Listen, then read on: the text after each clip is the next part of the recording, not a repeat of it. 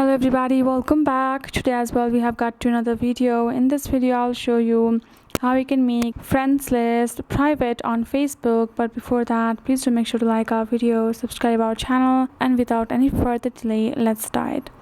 For that, we're going to tap on this option, this Facebook app over here. First of all, open it up. Make sure you're signed in with the correct account where you would like to private your friends list.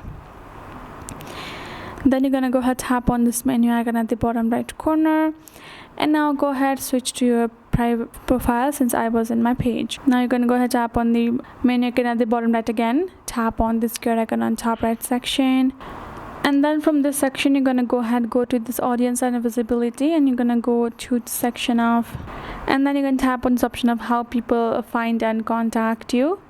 And you can see who can send your friend request, who can see your friend list. You're gonna tap on it, and you're gonna turn only me if you have in public or friends.